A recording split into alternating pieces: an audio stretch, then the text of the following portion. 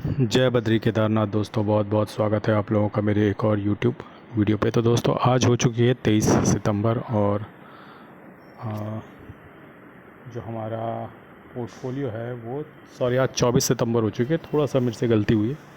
तो आज 24 सितंबर हो चुकी है और 23 सितंबर तक के पोर्टफोलियो अपडेट हो चुके हैं। तो तीनों ही पोर्टफोलियो मैं वीडियो में आपको आगे दिखाऊंगा। तो चलिए सबसे पहले बात करते हैं इंडेसिस की। तो निफ्टी 50 आज 0.45% नीचे और कूद गया है, जिसकी उम्मीद थी। और एक बहुत ही बेहतरीन 25,050 के सपोर्ट पे आकर निफ्टी इस वक्त खड़ी हुई है। अगर ये सपोर्ट यहाँ से टूटता है तो 24,900 तक के लेवल आपको देखने को मिलेंगे।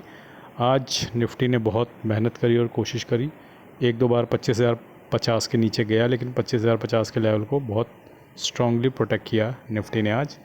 अब देखना ये होगा कि कल इस लेवल को डेली बेसिस पे प्रोटेक्ट कर पाते नहीं कर पाते, क्योंकि अगर कल टूटा तो फिर कल ही शायद वो 24,900 भी दिखा दे आपको। और जहाँ तक बात है मिड कैप की, तो मिड कैप 50 जो है 1.07% कूदे हैं नीचे, मिड कैप 100 0.98%, और मिड कैप 150 0.88%, यानी लगभग 1% तो मिड कैप टूट गया है। और स्मॉल कैप 100 जो है 0.67%, स्मॉल कैप 50 0.73%, स्मॉल कैप 250 0.55%, यानी कि लगभग 0.6 टू 0.7 के आसपास जो है स्मॉल कैप भी नीचे उतर आए हैं। तो अच्छी खासी गिरावट आज देखने को मिलेगी पोर्टफोलियो में, लगभग 0.7 टू 0.8% के आसपास। तो तगड़े नुकसान के लिए रहिएगा तैयार। जिसको लाइव नुकसान देखना हो वो रात को जाग सकता है और नुकसान होते हुए देख सकता है पोर्टफोलियो को। आगे चलते हैं अपने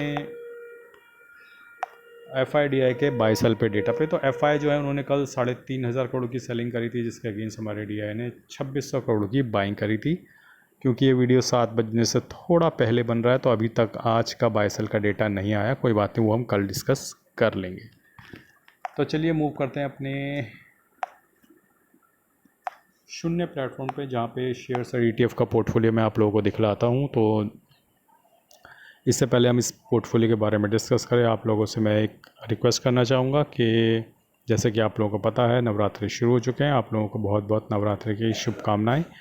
और मैंने कुछ फ्लिपकार्ट के लिंक्स दिए हैं, अगर आप अपने मोबाइल स्क्रीन पर टैप करोगे तो व्यू कोड करके लेफ़्ट साइड बॉटम पे आएगा, उसके अंदर आपको फ्लिपकार्ट के लिंक मिलेंगे, जिसमें मैंने फ़िलहाल म्यूचुअल फंड की बुक्स डाली हुई है। लेकिन आप उन लिंक्स में जाके फ्लिपकार्ट के अंदर घुस के कुछ भी शॉपिंग कर सकते हैं। जब भी आप ऐसा करेंगे आपके भाई को थोड़ा बहुत कमीशन वहाँ से मिलेगा और आपके बाइंग एक्सपीरियंस पे कोई भी फ़र्क नहीं पड़ेगा। आपको अपनी जेब से 1 रुपया भी एक्स्ट्रा नहीं देना होगा। तो आई एम श्योर काफ़ी शॉपिंग आप इस दिवाली, इस दशहरा फ्लिपकार्ट के थ्रू करने वाले होंगे। तो अगर हो सके तो अपने भाई के लिंक का इस्तेमाल करें।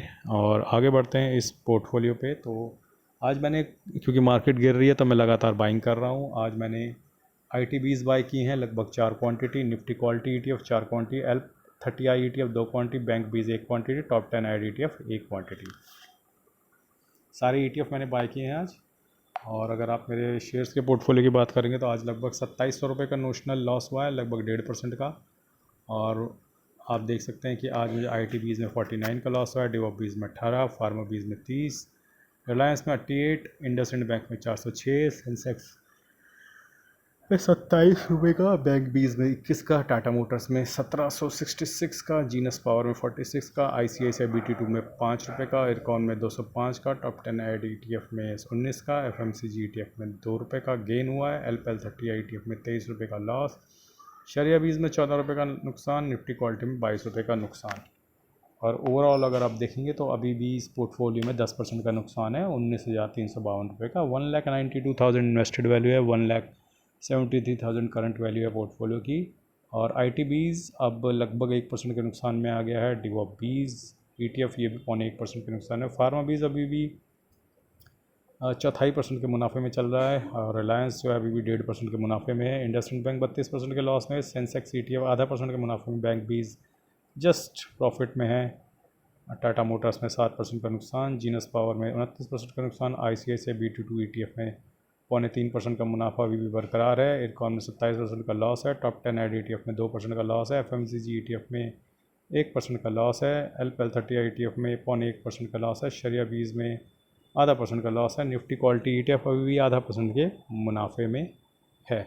तो ये तो थी स्थिति मेरे शेयर्स और ETF के पोर्टफोलियो की, और मैं लगातार अपने ETFs को एवरेजिंग कर रहा हूँ और इंतज़ार कर रहा हूँ कि जब मौसम बदलेगा तब मुनाफा बुकिंग थोड़ा हो पाएगी।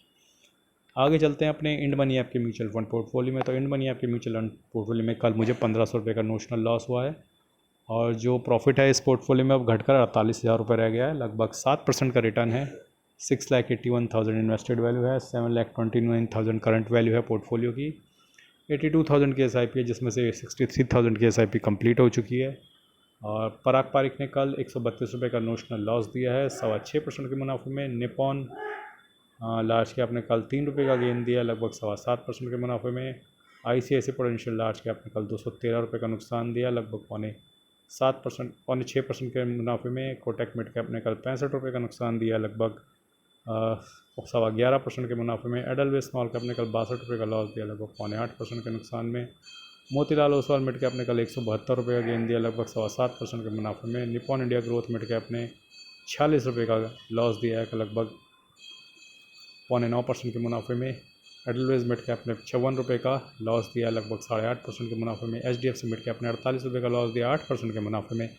कोटक स्मॉल कैप ने 104 का लॉस दिया लगभग 6% के मुनाफे में। कैनरा टोबैको ने 98 का लॉस दिया लगभग 7.25% के मुनाफे में।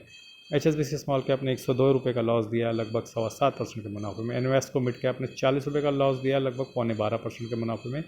Invesco India large and mid ने 82 रुपीज़ का लॉस दिया लगभग 11.5% के मुनाफे में। Bank of India small cap ने 14 रुपये का लॉस दिया लगभग 7.5% के मुनाफे में।